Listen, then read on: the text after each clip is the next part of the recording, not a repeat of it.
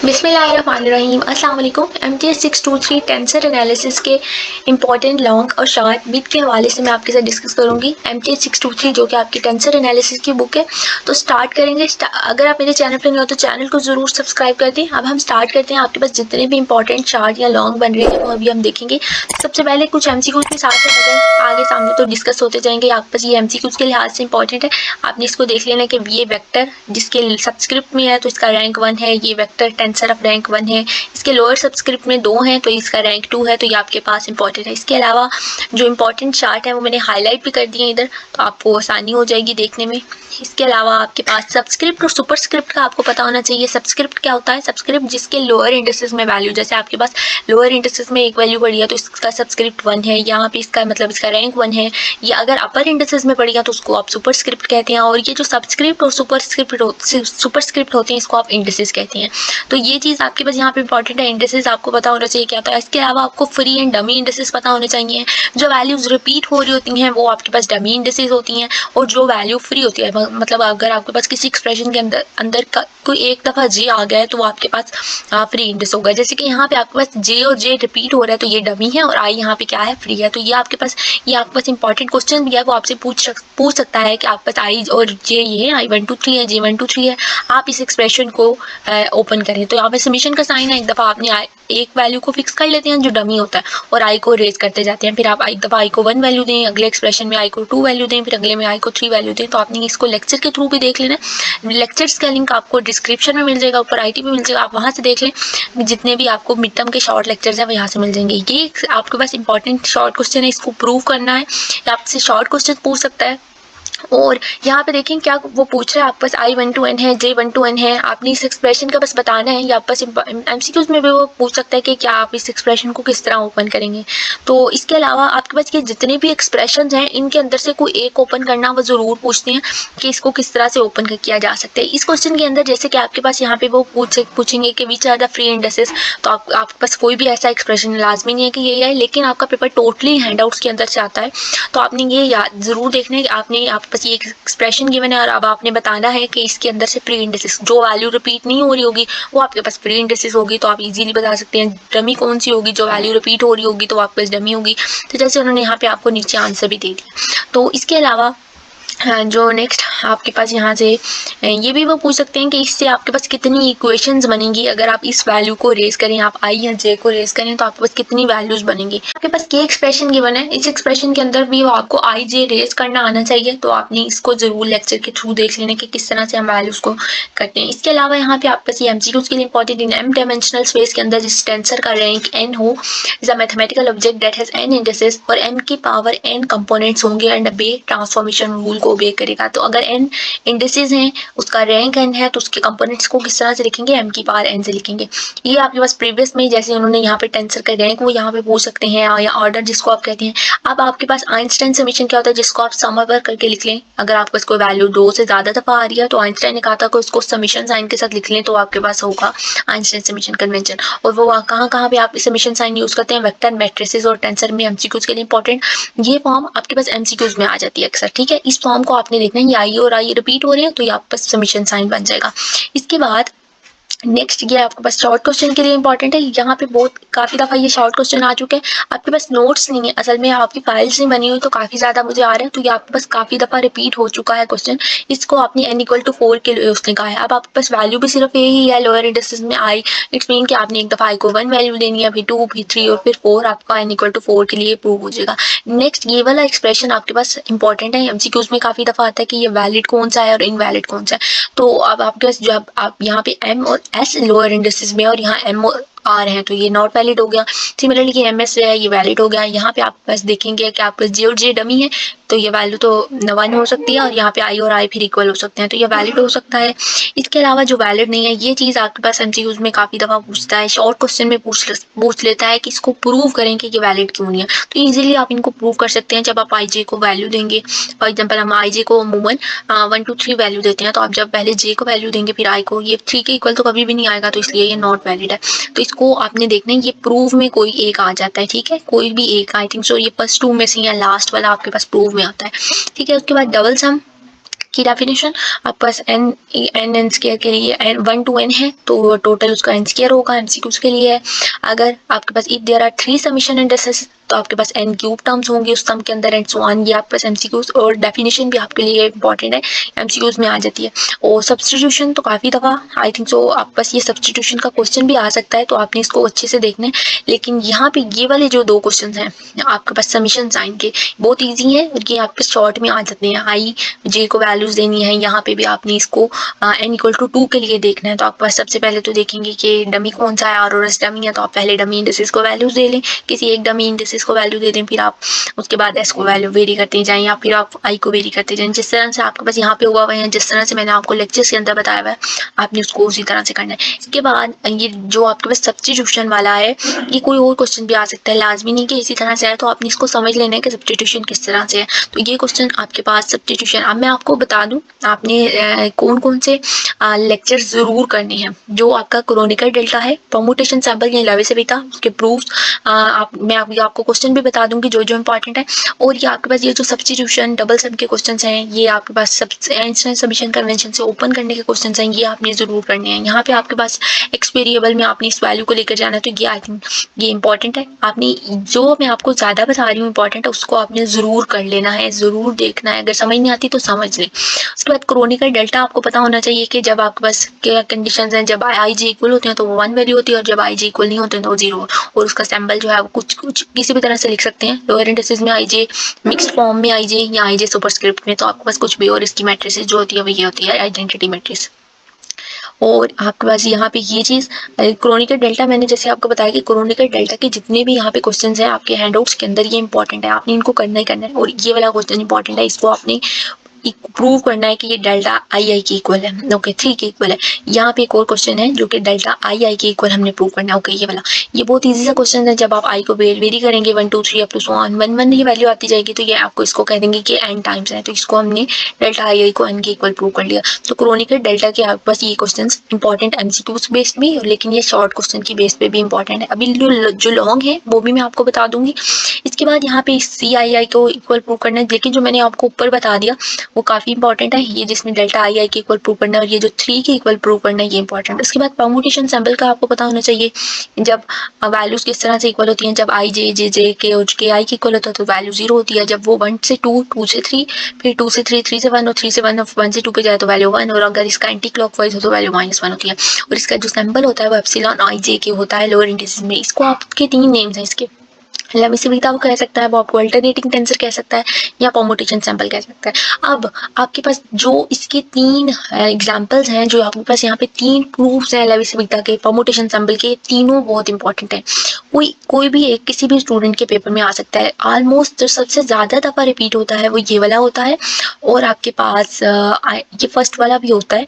First और third वाला तो ज़रूर रिपीट होता है, सेकंड मुझे काफ़ी ज़्यादा याद नहीं है, लेकिन फर्स्ट और थर्ड वाला तो ज़रूर आपके पेपर में। लेकिन आपने इन तीनों की प्रैक्टिस बहुत अच्छे से करनी है, ये तीनों बहुत इंपॉर्टेंट है आपके पास लॉन्ग क्वेश्चन के लिहाज से भी और शॉर्ट क्वेश्चन को। अगर आपके पास बहुत ज़्यादा लंबे क्वेश्चन ही आते हैं, बहुत छोटे छोटे क्वेश्चन आते हैं, जितना आप थोड़ा थोड़ा करके भी तैयार करेंगे, आपका कंसेप्ट क्लियर होगा तब भी पेपर हो जाएगा। ये शॉर्ट क्वेश्चन में आता है, आप इसकी फॉर्म मैट्रिक्स फॉर्म ओपन करें, ये BIJ वाली फॉर्म आती है, ठीक है, इसको आपने देख लेना है। दोनों फॉर्म्स ही देख लेंगे तो और ज़्यादा बेहतर हो जाएगा। इसके बाद आपके पास यहाँ पे कोऑर्डिनेट में आपको वो एक्स वाई की वैल्यू दे देगा, और आप वो कहेगा कि पी प्राइम क्यू प्राइम या आर प्राइम ये फाइंड करें, या फिर वो आपको इस तरह से दे सकता है कि आपके पास पी क्यू लाइन को ट्रांसफॉर्म करना है, पी ये है, क्यू ये है, एक्स ये है, और ये दोनों क्वेश्चंस आपके पास कोई इनमें से एक किसी न किसी स्टूडेंट के शॉर्ट क्वेश्चन में रिपीट हो चुके हैं, ठीक है। इसके बाद ये जो ट्रांसलेशन रोटेशन, इनकी डेफिनेशन मैंने लेक्चर्स में भी काफ़ी अच्छे से बताई थी। अभी फिर से ट्रांसलेशन में सेम शेप सेम साइज होगा, सेम डायरेक्शन होगी तो वो ट्रांसलेशन होगा। उसके बाद ये जो रोटेशन है, अब ये चीज़ इंपॉर्टेंट है एमसीक्यूज की रिस्पेक्ट से, ओ ठीक है। यहाँ पे रोटेशन है, अगर एक्स वाई में रोटेशन हो रही है तो उसका फर्स्ट वैल्यू जो है वो -yx हो जाएगी। अगर एक्स जेड होता तो -zx हो जाता। अगर रोटेशन 90 डिग्री पे है, तो अगर रोटेशन 180 डिग्री पे है तो आपके पास -x -y वैल्यू हो जाएगी। और ये चीज़ आपके पास एमसीक्यूज के लिए इंपॉर्टेंट, इसकी मैट्रिक्स फॉर्म एमसीक्यूज के लिए, ठीक है। इसके बाद स्केलिंग, रिफ्लेक्शन, शेयर स्ट्रेस, आपके पास ये वाला चीज़ आपके पास एमसीक्यूज में आ सकती है। डेफिनेशन भी आ जाती है इसकी, कि शेयर क्या होता है, जिसमें आपके पास जो आप देख लें transformation that slants the shape of an object, जो उस ऑब्जेक्ट को स्लांट करके दिखाता है, तिरछा करके दिखाए, तो उसको आप कहेंगे शेयर। इसके अलावा आप शेयर को स्क्यूइंग भी कहते हैं, कि आपके पास एमसीक्यूज बेस्ड के लिए एमसीक्यूज बेस्ड है। इसके बाद जो आपके पास कर्विलिनियर कोऑर्डिनेट, ये जो अब आपके पोलर कोऑर्डिनेट सिस्टम स्टार्ट होगा, यहाँ पे ये वाली फॉर्म। इसके बाद ये जो आई अल्फा आई जे है, ये ट्रांसफॉर्मेशन कोफिशिएंट या ट्रांसफॉर्मेशन मैट्रिक्स है, ये चीज़ इंपॉर्टेंट है।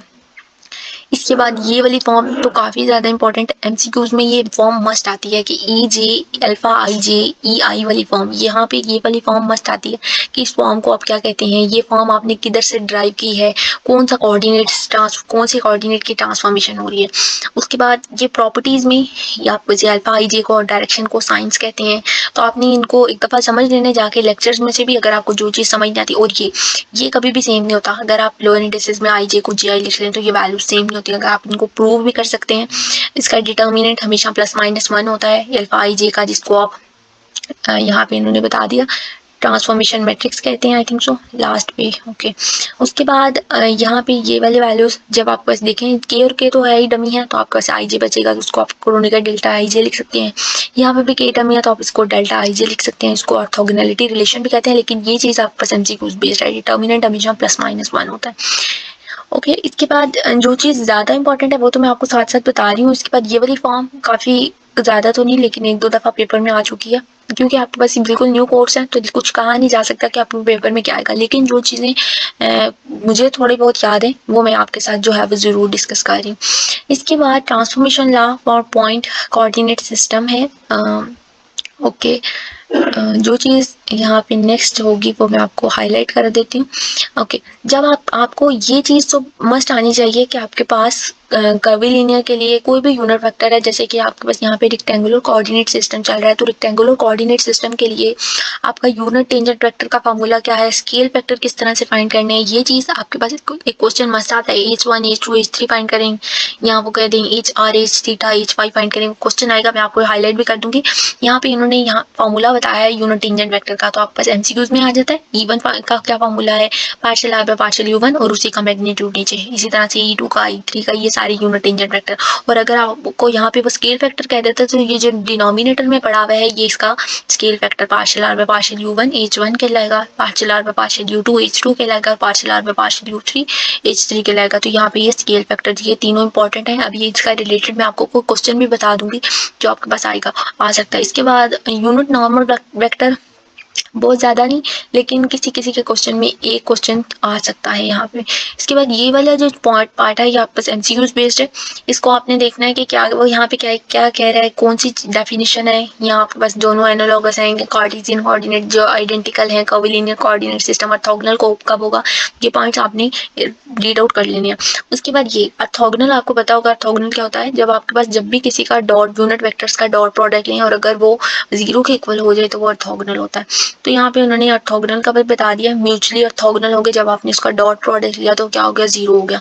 और अगर जब भी आप आई का आई के साथ लेते हैं, जब भी हम सेम का सेम के साथ लेते हैं तो वैल्यू 1 आती है, और जब आप आई का जे के साथ लेते हैं, 1 का 2 के साथ लेते हैं तो वैल्यू हमेशा 0 आती है। तो orthogonal in case of dot scalar और orthogonal in case of vector भी उन्होंने बताया, ये एमसीक्यूज के लिए इंपॉर्टेंट है। वो आपसे पूछ सकता है कि राइट हैंडेड सिस्टम में E1 E2 -E2 E1 है तो वो किसके इक्वल होगा, और अगर लेफ्ट हैंडेड है तो यही वैल्यू माइनस नेगेटिव में हो जाएगी, एंटी क्लॉकवाइज हो जाएगी। ओके, नेक्स्ट जो आपके पास क्वेश्चन इंपॉर्टेंट है वो है, ये आपके पास एमसीक्यूज बेस्ड है, कोई भी चीज़ छोड़े नहीं, कम से कम एक दफ़ा रीड आउट जरूर कर लें, क्योंकि आपके पास अभी इसकी कुछ फाइल्स, कोई आपके पास कोई ऐसी मटेरियल नहीं आया है, तो आप जितना हैंडआउट्स को रीड करेंगे, अगर रीड करने से समझ नहीं आता तो थोड़ा सा लेक्चर लेकर देख लें, जो चीज़ समझ नहीं आती है तो आपके लिए अच्छा हो जाएगा। यहाँ पे ये चीज़ इंपॉर्टेंट है, अगर U1 U2 U3 general coordinate system है, ये इसके पार्शियल डेरिवेटिव्स हैं, और ये जो डेल U1 डेल U2 होंगे ये इसके रेसिप्रोकल होंगे इन वेक्टर्स के। उसके बाद डी एस के किसके इक्वल होता है, D R dot D R के, arc length in general curvilinear coordinate system में। अब यहाँ पे आपके पास arc length in orthogonal curvilinear coordinate system में ये फार्मूला होता है। अब यहाँ पे वो आपको क्या कहता है, क्वेश्चन किस तरह से दे सकता है, H1 H2 H3 की वैल्यू बता देगा और वो कहेगा कि आप इसके फाइंड करें, आर्क लेंथ फाइंड करें, तो आपने इसको फाइंड करके क्वेश्चन को सॉल्व करना होगा। बहुत लंबे क्वेश्चन नहीं आते हैं, शॉर्ट शॉर्ट क्वेश्चन आते हैं। वॉल्यूम एलिमेंट क्या होता है, जब आपको जाहिर सी बात है वॉल्यूम कह रहा है मतलब 3 वैल्यूज होंगी, H1 H2H3 उसके साथ DU1 DU2 DU3 और इसका unit vector G1 E2 E3। तो आपको बस ये इसका एट द एंड फॉर्मूला आता है। यहाँ पे वो H1 H2 H3 दे देगा और कहेंगे कि वॉल्यूम एलिमेंट फाइंड करें। इससे रिलेटेड अभी कोई क्वेश्चन भी आएगा तो वो भी मैं आपको दिखा दूंगी ताकि आपको समझ आ जाए कि क्वेश्चन किस तरह से आएगा। अब Jacobian of transformation, Jacobian of transformation बहुत ईजी है। अगर वो आपको कहता है कि रेक्टेंगुलर कोऑर्डिनेट सिस्टम से फाइंड करें U1 U2 U3 या आपको XYZ वैल्यू जो भी वैल्यू गिवन होगी तो ये आपने इस तरह सिंपल इसके पार्शियल डेरिवेटिव लेने हैं तो आपके पास इसका आंसर आ जाएगा।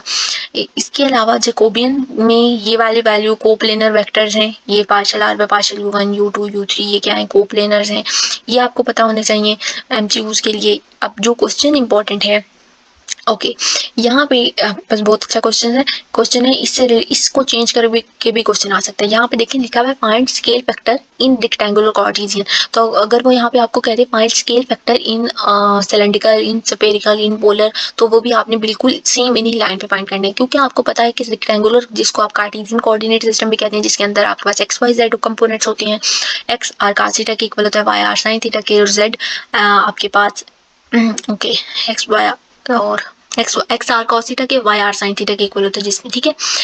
अब आपने उसका अगर स्केल फैक्टर फाइंड करना है तो आप किस तरह से करेंगे, आपके पास फॉर्मूला क्या है आपको पता होना चाहिए कि U1 U2 U3 as XYZ ले रहे हैं तो आपको यहाँ पे वो स्केल फैक्टर्स दे सकता है कि आप स्केल फैक्टर फाइंड आउट करके दें। ये चीज़ MCQs में आ सकती है। डी स्केयर किसके इक्वल हो सकता है, DX dy dz की वैल्यू दे दें और कहें कि आर्क लेंथ फाइंड करें तो आपके पास ये चीज़ आ सकती है। जैकोबियन H1 H2 H3 तीनों का को मल्टीप्लाई करें तो हमेशा 1 के ही इक्वल होगा। यहाँ पे उन्होंने एक क्वेश्चन बेस भी दे दिया, इसके स्केल फैक्टर फाइंड करें XYZ उन्होंने दे दी हैं कर्वीलिनियर कोऑर्डिनेट सिस्टम में। अब ये चीज़ एक तो स्केल फैक्टर मस्ट आपने करने हैं। स्केल फैक्टर्स किस तरह से फाइंड किए जाते हैं उनका आप मैग्नीट्यूड ले लेते हैं, जो आपने पार्शियल डेरिवेटिव्स लिए होते हैं उनका मैग्नीट्यूड ले लेते हैं तो आपके पास स्केल फैक्टर बन जाते हैं ठीक है। तो एक चीज़ ये मस्ट आपने करनी है, दूसरी आपको ऑर्थोगोनल बताना चाहिए कि ऑर्थोगोनल डॉट प्रोडक्ट किस तरह से लेते हैं। यहाँ पे इन्होंने डॉट लेके भी बताया ऑर्थोगोनल कब होंगे जब वैल्यू 0 हो जाएगी। तो आपके पास जब वैल्यूज ये कंपोनेंट डिफरेंट है वैल्यू 0 हो जाएगी तो ऑर्थोगोनल हो जाएगा। और ये स्केल फैक्टर तो आपने मस्ट करने हैं तीनों कोऑर्डिनेट सिस्टम के लिए, पोलर के लिए, सिलेंड्रिकल के लिए, स्फेरिकल के लिए and one more is spherical. तो हम तीनों के चारों के लिए आपने स्केल फैक्टर लाजमी करने हैं। यहाँ पे भी उन्होंने यहाँ पे आपको पहले E1 E2 E3 बताया और अगर वो आपको यहाँ पे इस कंपोनेंट के स्केल फैक्टर कह देते तो यहाँ पे ये इसका H1 क्या होना था, ये वैल्यू होनी थी, ये कॉस के थीटा साइंस के थीटा 1 के इक्वल हो जाएगा। नहीं हो सकता क्योंकि यहाँ पे 20 के डिफरेंट है। ओके यहाँ पे ये इसका स्केल फैक्टर होना था और यहाँ पे ये इसका स्केल फैक्टर होना था। इसके बाद ये नेबुला ऑपरेटर, ये सारे MCQs बेस्ड है। नेबुला क्या होता है, डेल्टा साइन जिसको आप कहते हैं, डिफरेंशियल ऑपरेटर MCQs के लिए, gradient, del psi, divergence, curl, ये सारे एक्सप्रेशन MCQs बेस्ड है। कभी कभी इनका किसी एक का प्रूफ भी आ जाता है लेकिन ज़्यादा नहीं आता ठीक है। आपने परेशानी हो ना, काफ़ी लंबा पेपर नहीं आता, बहुत शॉर्ट सा पेपर आता है। इसके बाद ये चीज़ आपके पास ग्रेडियंट ऑफ स्केल फैक्टर्स को किस तरह से फाइंड करते हैं हम, H1 DU1 E1 ये मैंने आपको प्रूव करके भी बताया था। ये चीज़ आपके पास क्वेश्चन में कभी कभी पूछ लेता है शॉर्ट क्वेश्चन में कि आप इसका ग्रेडियंट इन कर्वीलिनियर कोऑर्डिनेट सिस्टम का डेल साई का फॉर्मूला लिखें। तो आप यहाँ पे डेल साई का लिखें, यहाँ आप वो कह सकता है कि डेल का लिखें तो आप साई को यहाँ पे आके डिवाइड कर लेंगे तो ये साई साई सारे कैंसिल हो जाएंगे तो यहाँ पे सिर्फ डेल बाकी बचेगा, ये साई यहाँ पे मल्टीप्लाई हो रहा है। ये कभी एक्सप्रेशन पूछ लेता है, यहाँ पे एक्सप्रेशन थोड़ा सा कंफ्यूजिंग है। आप अगर लेक्चर देखेंगे ना तो वहाँ पे आपको एक्सप्रेशन मिलेंगे प्रूफ हुए हुए, वहाँ आपको PDF मैंने बना के एक्सप्लेन किए थे सारे, वहाँ से जाके चेक कर सकते हैं। कर्ल के अंदर आप इस तरह से वैल्यूज को कर लेते हैं। अगर वहाँ आपको H1 H2 H3 दे देता है, वेक्टर A1 A2 A3 दे देता है, कहता है कि कर्ल फाइंड करें तो यहाँ पे आप बस कर्ल से रिलेटेड भी अगर कोई क्वेश्चन है तो ठीक है, अदरवाइज आपके पास यहाँ पे ये चीज़ ये एक्सप्रेशन वो कह सकते हैं कि ये एक्सप्रेशन लिखें। प्रूफ मुश्किल ही है, इतना लंबा प्रूफ नहीं आता है। ओके यहाँ पे आपके पास XYZ गिवन है, डेल साई फाइंड करने के लिए कह सकता है या डेल स्क्वायर साई कह सकता है। डेल स्क्वायर साई कहेगा तो आपने ये वाला फॉर्मूला लगाना है और अगर डेल साई कहेगा तो आपने सिंपल ग्रेडियंट पहले फाइंड करना है और उस ग्रेडियंट के रिस्पेक्ट से ही आपने डेल स्क्वायर साई फाइंड करना है। अब यहाँ पे जैसे उन्होंने आपको एक्सप्रेशन के अंदर ग्रेडियंट, डाइवर्जेंस, पैराबोलिक इन सारे एक्सप्रेशन के फाइंड आउट करने के लिए कहा है, H1 H2 H3 या इसका ग्रेडियंट फाइंड आउट करने के लिए कहा है, तो उसके लिए भी आपको H1 H2 H3 तो ज़रूरी है। तो अगर आपको कोई भी वैल्यू दे देता है, पैराबोलिक सिलेंड्रिकल कोऑर्डिनेट सिस्टम उन्होंने यहाँ पे कहा कोई भी वैल्यू दे देता है तो उसके लिए आपको H1 H2 H3 scale factors find out करना ज़रूर आने चाहिए। इसके बाद जैसे उन्होंने यहाँ पे डेल क्रॉस ए, जैसे मैंने आपको कहा था ऊपर कि आप बस इस एक्सप्रेशन के अंदर से भी आप बस कोई क्वेश्चन बन के आ सकता है। तो आपको H1 H2 H3 अगर वो दे दे, A1 A2 A3 दे दे और कहें कि कर्ल फाइंड करें, सिंपल आपने वैल्यूज को पुट करना है। क्रॉस प्रोडक्ट अगर डिटर्मिनेंट लेना होता है तो ले लें, अदरवाइज आप इसका ये फॉर्म भी लिख लेंगे तो आपके पास वो क्वेश्चन का आंसर होगा। एंड द रिमेनिंग आपके पास यहाँ पे पोलर कोऑर्डिनेट सिस्टम के अंदर पोल क्या होता है, angular coordinated radial coordinate system क्या होता है, ये एमसीक्यू बेस्ड इंपॉर्टेंट है। इसके अलावा ये चीज़ आपके पास एमसीक्यू क्वेश्चन, शॉर्ट क्वेश्चन के अंदर काफ़ी दफ़ा रिपीट होती है कि कन्वर्ट करें इस पोलर कोऑर्डिनेट को रेक्टेंगुलर में। तो आपको पता है जब पोलर को रेक्टेंगुलर में करना है, अब रेक्टेंगुलर कोऑर्डिनेट सिस्टम में एक्स और वाई होते हैं, एक्स और कॉस थीटा होता है, वाई आर साइन थीटा होता है। अब पोलर कोऑर्डिनेट सिस्टम है, इट्स मीन कि ये आपके पास इसका आर कंपोनेंट है और ये इसका थीटा कंपोनेंट है, आर 3 है और थीटा पाई बाई 2 है। तो और कॉस थीटा आर की जगह 3 और थीटा की जगह पाई बाई 2, फिर वाई आर साइन थीटा होता है, वाई की जगह 3 सॉरी आर की जगह 3 और थीटा की जगह पाई बाई 2। तो आपके पास इसका आंसर 0 और 3 रेक्टेंगुलर कोऑर्डिनेट सिस्टम में आ गया। सिमिलरली यहाँ पे रेक्टेंगुलर से पोलर में जाना है तो आपको आर स्क्वायर इसके इक्वल होता है, आर की वैल्यू आ गई। फिर आपके पास क्योंकि रेक्टेंगुलर से पोलर में जाना है, इट्स मीन कि आपको आर और थीटा चाहिए। पोलर से रेक्टेंगुलर में आना है, इट्स मीन कि आपके पास एक्स और वाई चाहिए, आपको फाइंड आउट करने हैं। अब यहाँ से हमने आर और थीटा, ये आपके पास शॉर्ट क्वेश्चन के लिए दोनों ही बहुत इंपॉर्टेंट क्वेश्चन हैं। इसके बाद इस एक्सप्रेशन के अंदर भी आपने इन टर्म्स ऑफ काफ़ी दफ़ा ये क्वेश्चन रिपीट हुआ, convert the polar coordinate into rectangular. अब आपको पता है एक्स और cos थीटा है, आप इस कंपोनेंट की जगह एक्स लिख सकते हैं, इसकी जगह वाई लिख सकते हैं। 4x प्लस वाई आपके पास इस वैल्यू के इक्वल आ गए। इन टर्म्स ऑफ वाई कह रहे हैं तो आपने इस वाई को बाहर निकाल लिया, 4x इधर आके माइनस हो जाएगा। पोलर कोऑर्डिनेट सिस्टम का अगर आपने स्केल फैक्टर फाइंड करना है, वही वाली टर्म्स हैं, वही जो आपने पीछे देखा किस तरह से आपको पता है एक्स किसके इक्वल होता है, वाई किसके इक्वल होता है। अगर वो आपको कह देता है rectangular coordinate system sorry polar coordinate system के स्केल फैक्टर फाइंड करें तो आपको आर एक्स और वाई की वैल्यू पता है, कार्टेशियन से पोलर में जाना है, एक्स और वाई की वैल्यू पता है, सिंपल इनका पार्शियल डेरिवेटिव लिया, उनका पार्शियल डेरिवेटिव लेने के बाद आप इसका मैग्नीट्यूड ले लें तो आपको स्केल फैक्टर। ये चीज़ आपको बस एमसीक्यूज के लिए भी इंपॉर्टेंट है। ये तीनों दोनों कि आपके पास पोलर कोऑर्डिनेट सिस्टम के लिए E1 क्या होता है, E1 की जगह वो यहाँ पे आपको ER भी कह सकता है क्योंकि आपके पास पोलर कोऑर्डिनेट सिस्टम आर और थीटा बेस्ड होता है। तो यहाँ पे अगर वो ER कह दे पोलर कोऑर्डिनेट सिस्टम में तो कंफ्यूज नहीं होना, अगर वो E1 कह दे तो भी यही आंसर है आपके पास। अगर वो ई थीटा कह दे पोलर कोऑर्डिनेट सिस्टम में तो भी आपने इसी तरह यही वाली वैल्यू आंसर जो है वो लिख के आना है। और अगर वो कहता है आपके पास, ये चीज़ तो काफ़ी दफ़ा आती है कि जो आपके पास पोलर कोऑर्डिनेट सिस्टम है उसके स्केल फैक्टर्स क्या हैं। तो पोलर कोऑर्डिनेट सिस्टम के लिए जो स्केल फैक्टर होता है वो 1 और r होता है, H1 का 1 और H2 का r। तो ये तो जुबानी याद रखने वाली चीज़ें हैं, ना भी ड्राइव करें तो आपको पता होनी चाहिए कि H1 और H2 क्या होता है। Similarly cylindrical coordinate system x r theta और z भी होता है। तो आपके पास ये चीज़ इंपॉर्टेंट है कि आपके पास एमसीक्यूज में आ जाता है कि r greater than equal to 0 है, थीटा किस में लाई करता है और z किस में लाई करता है। और इसके भी ये कंपोनेंट्स हैं ये 4 क्वेश्चन में आ जाते हैं। सिलेंड्रिकल से रेक्टेंगुलर में जाना है, इट्स मीन कि हमें एक्स वाई जेड चाहिए, आपको आर थीटा और जेड उसने दे दिया, आर 4 है, थीटा पाई है और जेड 1 है। अब x r cos theta, r की वैल्यू पुट की, थीटा की पुट की, तो आपके पास एक्स वाई जेड तीनों के आंसर आ गए। सिमिलरली आपने इसको सिलेंड्रिकल के अंदर कन्वर्ट करना है, इट्स मीन कि आपको आर थीटा और जेड चाहिए। अब आप सिंपल वैल्यूज के अंदर वैल्यू पुट करेंगे, ये आर की वैल्यू, ये थीटा की, ये जेड की, सॉरी ये एक्स की, ये वाई की, ये जेड की। तो आपके पास सिलेंड्रिकल के अंदर कोऑर्डिनेट सिस्टम के अंदर हमने आर थीटा जेड की वैल्यू को फाइंड आउट कर लिया।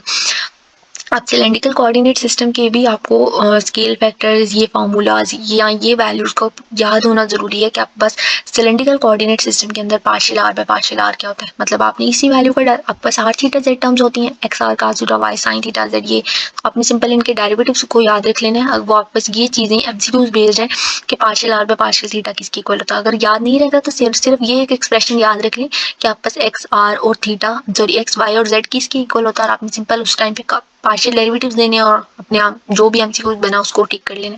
स्केल फैक्टर्स क्या होते हैं सिलेंड्रिकल कोऑर्डिनेट सिस्टम के लिए, तो सिलेंड्रिकल के लिए जो स्केल फैक्टर होते हैं वो 1 r और 1 होते हैं। ड्राइव कर लेंगे तो और भी ज़्यादा बेटर है। आपने पार्शियल डेरिवेटिव जो लिए हैं उनका मैग्नीट्यूड ले लेंगे तो आपके पास इसके स्केल फैक्टर आ जाएंगे। सिमिलरली यहाँ पे ये यूनिट वेक्टर्स भी आप पास आ सकते हैं। मैट्रिक्स नोटेशन काफ़ी दफ़ा नहीं, बहुत कम दफ़ा आई है, तो मैट्रिक्स नोटेशन ज़्यादा इंपॉर्टेंट नहीं है। E1 ER E थीटा और EZ, क्योंकि आपके पास यहाँ पे इसके कंपोनेंट R थीटा और Z होते हैं। अगर वो आपको यहाँ पे E1 E2 E3 लिख देते हैं, यहाँ इसको E1 E2 E3 लिखाते हैं तो ये कोई ज़्यादा बड़ा मसला नहीं है।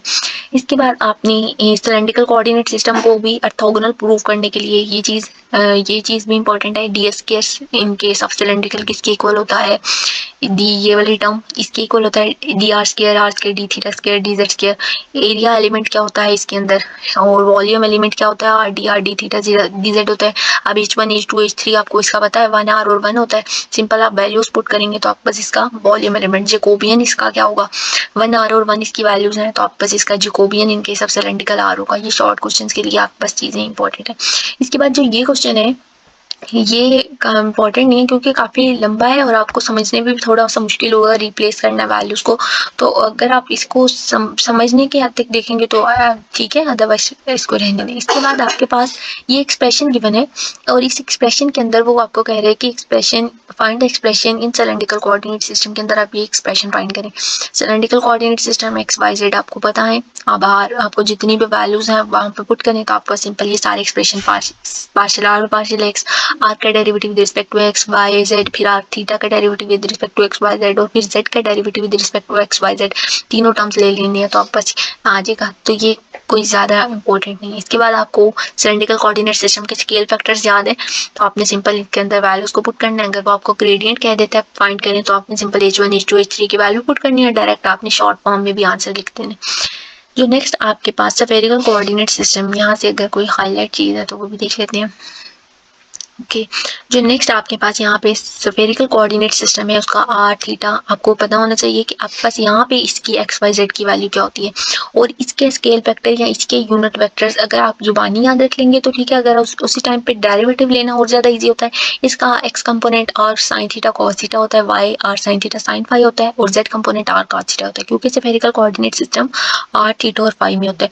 इसका यूनिट वेक्टर्स ये हैं और इनका मैग्नीट्यूड अगर वो आपसे पूछ लेता है आप फाइंड द मैग्नीट्यूड या find the scale factor of spherical coordinate system तो ये इसके स्केल फैक्टर हैं, आगे भी उन्होंने ड्राइव करके लिखे हुए होंगे। ओके ये इसके क्या होगा स्केल फैक्टर हो गया। इसका स्केल फैक्टर क्या है एच आर एच थीटा और एच फाई के अंदर होगा 1 आर और आर साइन थीटा। जैसे आपको पता है कि पोलर के अंदर हमारे पास इसकी क्या वैल्यूज आई थी 1 और आर आई थी, फिर आपके पास सिलेंड्रिकल के अंदर 1 आर और 1 आई, अब स्फेरिकल के अंदर इसकी वैल्यू 1 आर और आर साइन थीटा आ गया। तो ये बहुत ईजी सी टर्म्स है, अगर आप इसको एज इट इज भी याद रखेंगे तो आपके पास इजीली इसका आंसर आ जाएगा। जैकोबियन आपके पास इंपॉर्टेंट है, शॉर्ट क्वेश्चन में आ जाता है। जैकोबियन फाइंड करें स्फेरिकल का या जैकोबियन फाइंड करें सिलेंड्रिकल का तो सिंपल आपने H1 H2 H3 की वैल्यू आपको पता होना चाहिए क्योंकि जैकोबियन इन सब के प्रोडक्ट्स के इक्वल है। तो स्फेरिकल के अंदर आपको H1 H2 H3 की वैल्यू पता है, सिंपल आप तीनों को मल्टीप्लाई करें तो आप बस इसका जैकोबियन आ गया इन case of spherical coordinate system. इसके बाद आपके पास ये जो स्फेरिकल कोऑर्डिनेट सिस्टम को ऑर्थोगोनल प्रूव करें, जैसे आपके पास यहाँ लास्ट पे पोलर कोऑर्डिनेट सिस्टम था, अगर वो आपको सिलेंड्रिकल भी कह देता तो ठीक, लेकिन ये आपके पास ये चीज़ इंपॉर्टेंट है शॉर्ट क्वेश्चन के रिस्पेक्ट से, लॉन्ग क्वेश्चन के रिस्पेक्ट से ज़्यादा इंपॉर्टेंट है तो आपने इसको ड्राइव करके वो देख लेना। इसके अलावा आपके पास जो नेक्स्ट है वेलोसिटी एंड एक्सेलरेशन। ओके जो यहाँ पे ये पार्ट्स बने हुए हैं paraboloidal z is equal to x square plus y square, ये सारी टर्म्स के पार्ट्स बने हुए हैं। सबसे पहले express the following in spherical coordinate system. अब आपको अगर वो पैराबोलॉइडल कह रहा है z और एक्स स्क्वायर वाई स्क्वायर कह रहा है, स्फेरिकल कोऑर्डिनेट सिस्टम भी उसने बता दिया आपको, तो आपको पता है कि स्फेरिकल कोऑर्डिनेट सिस्टम में एक्स वाई जेड की क्या वैल्यू होती है, सिंपल वैल्यूज को पुट करना है और प्रूव कर लेना है। तो इनमें से कोई भी एक एक्सप्रेशन आपके पास क्वेश्चन बेस्ड इंपॉर्टेंट है, ये एमसीक्यूज के लिए इंपॉर्टेंट है। एक्सप्रेस इस हीट इक्वेशन को स्फेरिकल कोऑर्डिनेट सिस्टम में एक्सप्रेस करना है तो यू इंडिपेंडेंट होगा किस टर्म के, तो यहाँ पे इन्होंने ये चारों पार्ट्स जो है वो प्रूव हुए हैं। इसके बाद जो आपके पास कंट्रावेरिएंट और कोवेरिएंट होता है, ये आपने ये चीजें रीड कर लेनी है। कंट्रावेरिएंट क्या होता है, कोवेरिएंट क्या होता है। कंट्रावेरिएंट एमसीक्यूज बेस्ड, कंट्रावेरिएंट कौन से इंडिसेस अपर इंडिसेस में जो होता है उसको कंट्रावेरिएंट, जो लोअर इंडिसेस में वो कोवेरिएंट होता है। ये चीजें सारी रीड कर लेनी है। कंट्रावेरिएंट जो होता है वो पैरेलल प्रोजेक्शन करता है कोऑर्डिनेट एक्सिस पे और जो कोवेरिएंट होता है वो परपेंडिकुलर प्रोजेक्शन करता है। ये note if we restrict ourselves to Cartesian coordinate system having orthonormal basis, we do not have to make a distinction between covariant and contravariant. तो ये चीज एमसीक्यूज के लिए इंपॉर्टेंट। इसके बाद जो first order second order tensor है, first order tensor क्या है, इसके अंदर आपका ट्रांसफॉर्मेशन लॉ कंट्रावेरिएंट के लिए आएगा। तो ये कंट्रावेरिएंट के लिए जो ट्रांसफॉर्मेशन लॉ है जिसमें आप सिर्फ इंडिसेस को सुपरस्क्रिप्ट में लिखते हैं, तो ये चीज़ आप इस फॉर्म को इस तरह से भी लिख सकते हैं, ये चीज़ इंपॉर्टेंट। इसके अलावा कोवेरिएंट के लिए ये फॉर्म इंपॉर्टेंट है। जो इसके ऊपर क्वेश्चन आ सकता है वो ये, अगर टिल्टेड सिस्टम में आपने कैलकुलेट करना है टी टिल्टेड आई नेक्स्ट साइड टिल्टेड में फाइंड करना है और टी आई सिस्टम ये गिवन है। सबसे पहला अब वो आपको देखें कंट्रावेरिएंट में टी आई लिखा हुआ है तो इसमें कि आपने कंट्रावेरिएंट वाला फॉर्मूला लगाना है। अब आप जो आपके पास डमी इंडिसेस हैं उनको पहले वैल्यूज ले लें और उसके बाद आपके पास जो वैल्यूज गिवन है ये वाली T1 T2 इनको आप देखते जाएं। T1 T2 गिवन है, इसके बाद पार्शियल एक्स टिल्डा 1 में पार्शियल एक्स में लेंगे, जो भी वैल्यूज यहाँ पे आपको प्रूव करने के लिए कहा गया है प्रूव करेंगे, देन फार्मूला के अंदर वैल्यूज को पुट कर लेंगे तो आपके पास T tilde 1 T tilde 2 का आंसर आ जाएगा। तो ये चीज़ आपके पास यहाँ पे देख लेनी है आपने एक दफ़ा। अगर समझ नहीं आती तो लेक्चर के थ्रू समझ लें। देर अब ये चीज़ एमसीक्यूज के लिए कोवेरिएंट क्या होता है, कंट्रावेरिएंट टेंसर क्या होता है, कंट्रावेरिएंट रैंक 2 का टेंसर क्या होता है, जिसमें आपके पास 2 इंडिसेस आ गए, कंट्रावेरिएंट ऑफ रैंक 2 टेंसर हो गया है, सेकंड ऑर्डर टेंसर हो गया जिसको आप हायर ऑर्डर टेंसर भी कह सकते हैं। कोवेरिएंट लोअर इंडिसेस में वैल्यू पड़ी है तो आपके पास covariant tensor second order rank 2 का टेंसर हो गया। इसके अलावा मिक्स टेंसर की फॉर्म जिसमें आपके पास कंट्रावेरिएंट में भी वैल्यू पड़ी है, कोवेरिएंट में भी वैल्यू पड़ी है, तो आपके पास एक मिक्स टेंसर का फॉर्म है। और यहाँ पे मिक्स टेंसर के रिलेटेड कुछ क्वेश्चंस भी हैं जो कि बहुत शॉर्ट्स हैं और वो आपके पास आ सकते हैं। तो आप if the find the component, ये जितने भी ऐसे क्वेश्चंस हैं जिसमें आपको T1 T2 वैल्यूज गिवन है, ये चीज़ें सिर्फ आपको एक्स टिल्डा 1 ये बता दिया गया है, तो ये लाजमी नहीं है कि वो पूरा है। आपको सिर्फ कोई ये कह सकता है कि T1 1 फाइंड करके दें या इसका जो फॉर्मूला लिख के T2 1 फाइंड करके दें, T1 2 फाइंड करके दें, सारा नहीं आएगा, लेकिन आपको बस ये शॉर्ट फॉर्म इसकी ज़रूर आ सकती है कि ये सारी वैल्यूज आपको वो दे दें, एक्स टिल्डा 1 ये सारा कुछ दे दें और आपने सिर्फ इसका आपको पता लगाना है कि आपने कौन कंट्रावेरिएंट का फॉर्मूला यूज़ करना है या कोवेरिएंट का। तो जो भी फॉर्मूला यूज़ करना होगा उसके रिलेटेड आपने वैल्यूज को वेरी कर लेना है। इसके अलावा जो नेक्स्ट है वो भी हम देख। अब आपके पास Kronecker delta is a mixed tensor of rank 2, तो अब आपके पास ये चीज़ ऐसे शॉर्ट क्वेश्चन बतानी है आपने कि क्रोनिकल डेल्टा जो होता है वो मिक्स टेंसर होता है रैंक 2 का। तो इसको आपने सिंपल वैल्यूज को एक्सपेंड करना है, जो भी आपके पास पार्शियल डेरिवेटिव डेल्टा आई जी आप इसको इस फॉर्म में लिख सकते हैं, फिर आप इसको चेन रूल लगा के लिख सकते हैं, जो भी फॉर्म बनेगी आपने इसको मिक्स टेंसर ऑफ रैंक 2 किया। आपको शॉर्ट क्वेश्चन के लिए इंपॉर्टेंट। इसके अलावा ये इनमें से लाजमी नहीं है कि ये सारे ही इस तरह के क्वेश्चन आए, कोई एक दो क्वेश्चन आ सकते हैं कि आप इस पोलर कोऑर्डिनेट सिस्टम को रेक्टेंगुलर में कन्वर्ट करें या पोलर से रेक्टेंगुलर से सिलेंड्रिकल में जाएं, तो कोई एक क्वेश्चन कोई एक शॉर्ट फॉर्म आ सकती है। ये पूरा क्वेश्चन आना ज़रूरी नहीं है कि आप बस ये पूरा जितना ये काफ़ी लंबा क्वेश्चन है तो ये एज इट इज़ आएगा, तो बहुत शॉर्ट फॉर्म में आता है। ये चीज़ अल्टरनेटिव फॉर्म टेंसर 2 के लिए आपके पास कंट्रावेरिएंट के लिए अगर आपको ये चीज़ फाइंड करना, ये सॉल्व करना मुश्किल लग रहा है तो आप इसकी अल्टरनेटिव फॉर्म से वही वाला क्वेश्चन सॉल्व कर लें, जे फाइंड कर लें, जे ट्रांसपोज फाइंड कर लें, आपको कंट्रावेरिएंट फॉर्म उसकी आ जाएगी। ये कोवेरिएंट के लिए ये है, मिक्स्ड के लिए ये है, तो ये तीनों एमसीक्यूज के लिए बहुत ज़्यादा इंपॉर्टेंट है। ये दोनों बहुत ज़्यादा इंपॉर्टेंट है, जे इनवर्स किस तरह से, और इनके रिलेटेड एक क्वेश्चन भी ज़रूर आता है पेपर के अंदर। आपको जो T1 1 T2 1 या T1 2 जो भी वैल्यूज़ हैं वो दे देंगे और आपको जे और जे ट्रांसपोज वैल्यूज़ को फाइंड करना है और इनके रिलेटेड ये क्वेश्चन जो आता है ज़रूर, जो को भी अल्टरनेटिव मेथड से फाइंड आउट करके दें। तो ये अल्टरनेटिव मेथड काफ़ी ज़्यादा ईजी है आपके पिछले मेथड से। यहाँ पे जैसे उसने पोलर से रेक्टेंगुलर कह दिया तो आपको अल्टरनेटिव मेथड अगर वो नहीं भी बताता तो अगर आपको वो अगर अल्टरनेटिव मेथड बता देते हैं तो आप उसी से करें, अगर वो नहीं बताता तो आपके लिए ये मेथड करना ज़्यादा इजी है। अगर आप जे इनवर्स आप देखें जहाँ पे आपके पास थीटा आ जाता है ना, वहाँ पे आपके पास जे इनवर्स तो आप फाइंड कर सकते हैं, लेकिन पार्शियल आर व पार्शियल एक्स लेना मुश्किल हो जाता है। आप वहाँ पहले जे इनवर्स ज़रूर फाइंड करें और फिर आप इसको इनवर्स ले लें, इसका एडजॉइंट लें, फिर इसका डिटर्मिनेंट लें, तो आपके पास क्या आ जाएगा, जे आ जाएगा। जैसे आप 9th क्लास में इनवर्स क्रैमर रूल पढ़ते थे, इनवर्स मेथड, तो आपने इनवर्स मेथड के थ्रू इसका एडजॉइंट लेके फिर इसका डिटर्मिनेंट ले लेना, तो आप बस ये जे आ जाएगा। फिर इसका ट्रांसपोज ले लेंगे तो आप बस जे इनवर्स जे ट्रांसपोज तीनों वैल्यू आ गई, मल्टीप्लाई करेंगे तो आप बस टी टिल्डा का आंसर आ जाएगा। इनवेरिएंट की डेफिनेशन क्या होती है, वैल्यू जो चेंज नहीं होती हैं, जो डज नॉट चेंज होती हैं। अब ये जितने भी शॉर्ट आपके पास क्वेश्चंस बने हुए हैं ना, जैसे यहाँ पे आपके पास T I J mix tensor है ऑर्डर 2 का, इन और आपने बताना है कि ये एक इनवेरिएंट है टी आई आई, तो ये जितने भी शॉर्ट क्वेश्चन बने हैं ये तो ज़रूर ही आपने करने हैं। जैसे क्रोनिकल डेल्टा का मैंने आपको बता दिया तो वो भी आपने ज़रूर करना है। एंड देन ये वाला क्वेश्चन अगर आपके पास ए आई कंट्रावेरिएंट कोवेरिएंट है तो आपने इसको इनवेरिएंट प्रूव करना है। तो जितने भी मैंने आपको बताया ना, जैसे आपके पास जितने भी शॉर्ट क्वेश्चन हैं, बहुत लंबे वाले नहीं, जितने भी शॉर्ट हैं या स्केल फैक्टर से जैसे आपके पास पीछे वो इंपॉर्टेंट है, जैसे डेल्टा आई जे इनवेरिएंट है तो ये बहुत शॉर्ट, ये क्वेश्चन तो आपके पास काफ़ी दफ़ा आया हुआ भी है कि डेल्टा आई जे को आप इनवेरिएंट प्रूव करें। Chronicle delta component in every coordinate system, आपके पास जो इनवेरिएंट है तो आपके पास डेल्टा आई जे इनवेरिएंट का क्या मतलब है कि अगर डेल्टा आई जे को इनवेरिएंट प्रूव करना मतलब आपके पास इसका आंसर में भी डेल्टा आई जे ही आएगा, क्रोनिकल डेल्टा की फॉर्म ही आएगी। ये यहाँ पे ये समर डिफरेंस, ये फर्स्ट 2 लाइन्स एमसीक्यूज बेस्ड है, एमसीक्यूज के लिए इंपॉर्टेंट है। उसके अलावा ओके ये क्या क्वेश्चन है, ओके बहुत इजी सा क्वेश्चन है और बहुत ज़्यादा दफ़ा पेपर में आया है। SITI कंपोनेंट्स हैं कंट्रावेरिएंट के, तो आपने इसके साथ एक के साथ लैम्डा को मल्टीप्लाई करना है, एक के साथ म्यू को, और इसको कंट्रावेरिएंट वेक्टर में लिख के दिखाना है। तो आपके पास SIT टिल्डा सिस्टम दोनों की फॉर्म्स को ओपन किया और आपके पास एट द एंड मल्टीप्लाई करके ये एट द एंड आंसर आ गया। इसको प्रूफ आपने खुद से देख लेना है। आउटर प्रोडक्ट की डेफिनेशन एमसीक्यूज के लिए इंपॉर्टेंट है। सम ऑफ आर्डर SOT का आर्डर क्या होता है, कंट्रावेरिएंट का आर्डर P+R और कोवेरिएंट का आर्डर आपके पास यहाँ से Q+S होता है। एंड देन इनर प्रोडक्ट की डेफिनेशन, कंट्रैक्शन की डेफिनेशन क्या होती है, कंट्रैक्ट आप किसी भी वैल्यू आउटर प्रोडक्ट फाइंड करेंगे इन कंपोनेंट्स का। तो इसके अलावा product of AI and BJ is a mixed tensor. आप ये चीज़, ये क्वेश्चन तो इंपॉर्टेंट है, AI और BJ का प्रोडक्ट लेना है और आप पास जो उसका आंसर आना चाहिए वो एक मिक्स्ड टेंसर आना चाहिए। तो आपके पास क्या गया, इनर प्रोडक्ट की डेफिनेशन। इनर प्रोडक्ट क्या होता है, एक इनर प्रोडक्ट में आप एक अपर और एक लोअर इंडेक्स को लेते हैं और उनके ऊपर उसको यूज़ करके इनर प्रोडक्ट फाइंड करते हैं। जहाँ पे आपको क्वेश्चन भी होगा इसके रिलेटेड अगर कोई इंपॉर्टेंट है। ये चीज़ आपके पास एमसीक्यूज में आ सकती है कि अगर आप इसके को शो करें कि इसका कंट्रावेरिएंट का ये आपके पास फॉर्म दे अगर, तो आपके पास इसका इनर प्रोडक्ट ही आएगा।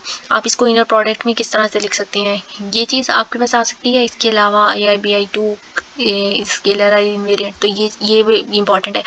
दो टेंसर हैं, अब आप इन दोनों को मल्टीप्लाई कर लिए, कंट्रावेरिएंट है कोवेरिएंट है। अब आपके पास AIBI स्केलर है या इनवेरिएंट है। अब आपने मल्टीप्लाई किया, आपके पास आंसर के अंदर एक इनवेरिएंट है, मल्टीप्लाई करने से भी वही आंसर आ गया, तो ये एक इनवेरिएंट हो गया। कंट्रैक्शन में क्या होता है, हमेशा कंट्रैक्शन एमसीक्यूज के लिए इंपॉर्टेंट है।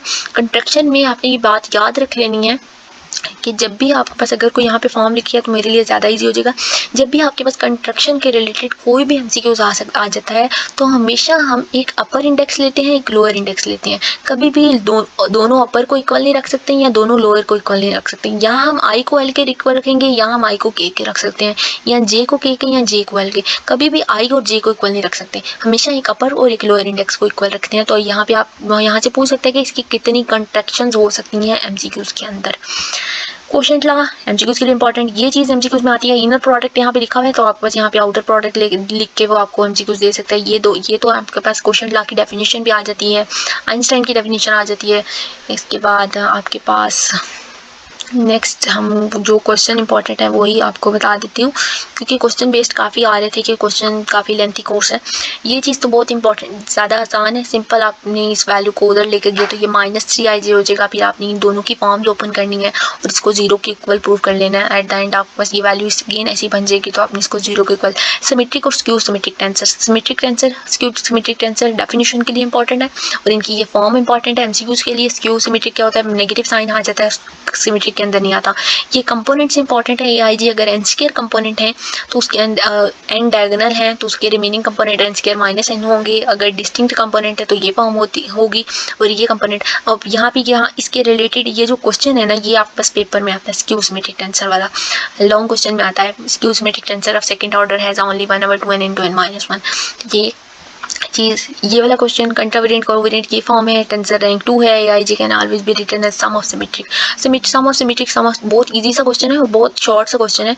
यहाँ सिमेट्रिक है मतलब आप उसका सम करके लिख लेंगे, प्लस साइन आएगा, और अगर वो स्क्यू सिमेट्रिक भी कह रहा है तो इट्स मीन कि उसके at the end minus sign आएगा और उसको हमने इस तरह फॉर्म करके लिख लिया। इसके अलावा जो चीज़ आपके पास अगर मेरा यहाँ पे कोई शॉर्ट क्वेश्चन वो शॉर्ट फॉर्म में लिखा और मैंने आपको नहीं बताया तो आपने ज़रूर देख लेना है। यहाँ पे काफ़ी ज़्यादा कोर्स है तो कोई चीज़ हो सकता है मिस भी हो जाए। अगर आप पास ये स्क्यू सिमेट्रिक टेंसर, ये important question is a skew symmetric tensor, then आपने इसको 0 के इक्वल रखना है। स्क्यू सिमेट्रिक टेंसर है, सबसे पहले तो आपको पता है कि ये -j आएगी, इक्वल आंसर आएगा। एट द एंड आपने इसको 0 के इक्वल प्रूव करना है। ये आपको टेंसर दे दिया गया है। आप देखें AIK को जैसे ही अंदर मल्टीप्लाई करेंगे, डमी इंडिसेस ढूंढेंगे, वैल्यूज़ को इक्वल रखेंगे तो आपके पास वैल्यूज़ कैंसिल आउट हो जाएंगी, तो ये 0 के इक्वल हो जाएगा। ये चीज़ जैसे सिमेट्रिक टेंसर है, ये इसको प्रूव करें। काफ़ी ज़्यादा दफ़ा ये वाला क्वेश्चन जो है वो रिपीट हुआ है, आ भी जाता है पेपर के अंदर।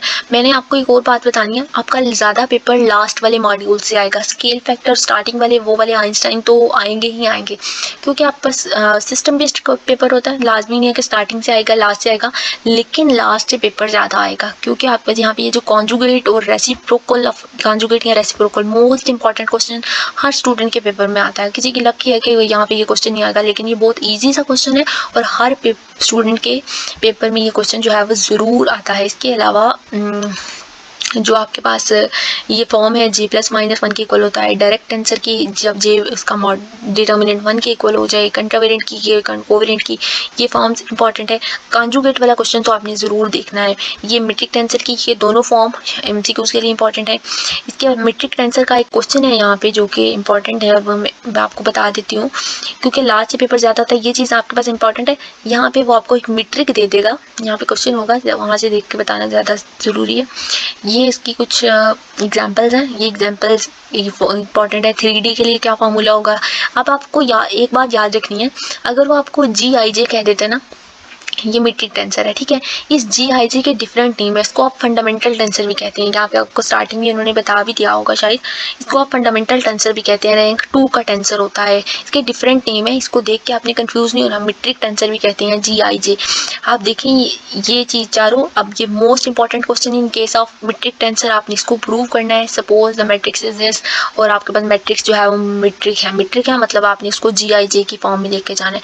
तो अब आपके पास इसकी जो GIJ की टोटल ये 4 प्रॉपर्टीज़ हैं। पहली प्रॉपर्टी प्रूव की, फिर आपने इसी तरह से लिखना है दूसरी की, फिर तीसरी की, और एट द एंड फोर्थ वाली प्रॉपर्टी को प्रूव करके आपने इसको इस तरह से लिख लेना है। अगर वो आपको कोई एक प्रॉपर्टी प्रूव करने के लिए कह देता है तो आप उसकी एक करके दे दें, लेकिन ये मीट्रिक टेंसर का क्वेश्चन इंपॉर्टेंट है, इंपॉर्टेंट रिजल्ट है। इसके अलावा आपके पास यहाँ पे ये क्वेश्चन इंपॉर्टेंट है। Find metric tensor for cylindrical coordinate system, ये वैल्यूज उसने दे दी है। मीट्रिक टेंसर फाइंड करना है। मैंने जैसे आपको बताया कि लास्ट वाले मॉड्यूल्स बहुत ज़्यादा इंपॉर्टेंट है, तो लास्ट वाले आपने ज़रूर करने हैं। मेरा मानना ये है कि आप तैयारी ही लास्ट से स्टार्ट करें। लेक्चर नंबर 49 से ऑनवर्ड 57 तक पहले तैयारी करें, और 49 से नहीं, सॉरी, आपके पास जहाँ से मीट्रिक टेंसर वाला टॉपिक स्टार्ट होता है ना, इससे पहले मीट्रिक टेंसर से नहीं, कॉन्जुगेट मीट्रिक टेंसर से स्टार्ट करें और एट द एंड 57 तक पहले तैयारी करें। और उससे पीछे वाला जो सारा रिलेट करता है, अगर आप उससे पीछे वाला अगर एक भी कवर लेंगे तो उन कोऑर्डिनेट सिस्टम में से एक का भी कवर कर लेंगे ना, तो आपके पास वो स्केल फैक्टर्स बताना ईजी हो जाएंगे। यहाँ पे आपके पास ये जो मीट्रिक टेंसर से रिलेटेड क्वेश्चन हैं इंपॉर्टेंट है। इसके अलावा अभी आपके पेपर स्टार्ट होंगे, क्वेश्चन आ भी जाएंगे कि कौन से आ रहे हैं, ये क्वेश्चन इंपॉर्टेंट है। एंड आपके पास यहाँ पे ये क्वेश्चन इंपॉर्टेंट है काफ़ी ज़्यादा दफ़ा, जैसे मैंने आपको ऊपर बता दिया।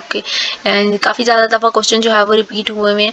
उसके अलावा आपके पास यहाँ पे एक और टॉपिक है जिसका क्वेश्चन जो है वो लेंथ ऑफ कर्व इंपॉर्टेंट है। ये फाइंड करनी है आपने। कॉन्जुगेट मीट्रिक टेंसर की ये फॉर्म MCQs के लिए इंपॉर्टेंट है।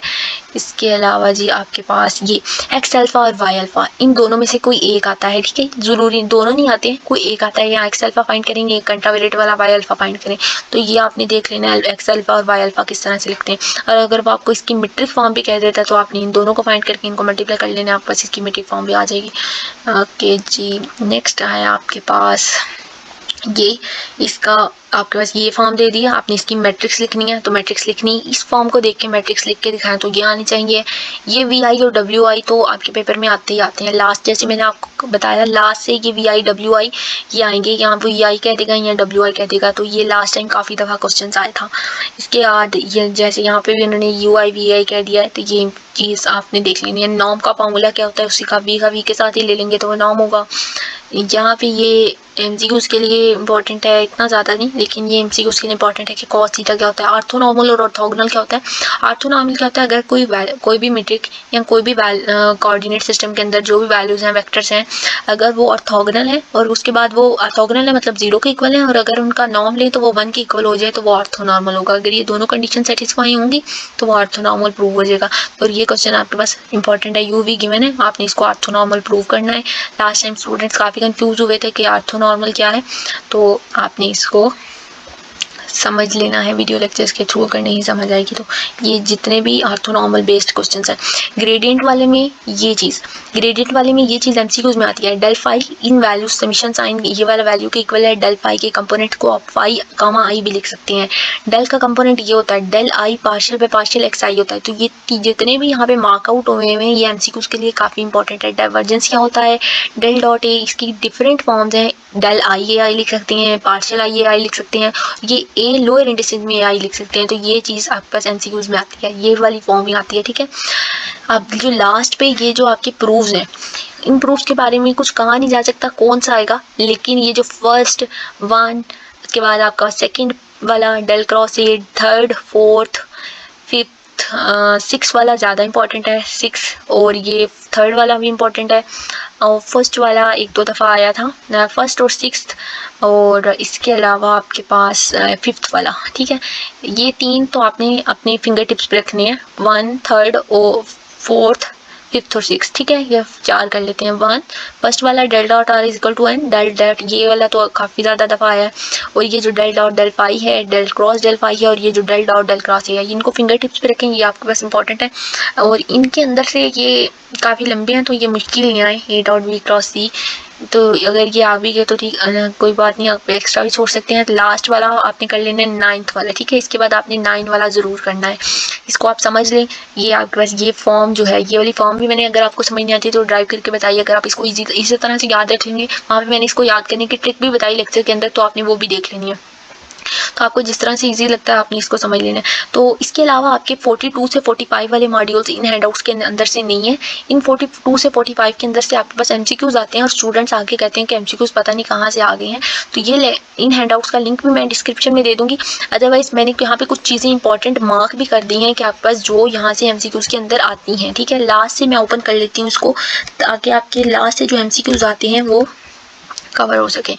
क्रोनिकल डेल्टा की ये फॉर्म रैंक 2 सिमेट्रिक टेंसर होता है ऑल डायमेंशन में। एमसीक्यूज में लास्ट इन ये जो 42 से 45 ये 3 मॉड्यूल्स है ना, इनके अंदर से एमसीक्यूज आएंगे और आपने इनको रीड करके जाना है अच्छे से। It is invariant, chronicle delta invariant होता है कोऑर्डिनेट सिस्टम में, इसलिए इसको आप आइसोट्रॉपिक टेंसर भी कह सकते हैं।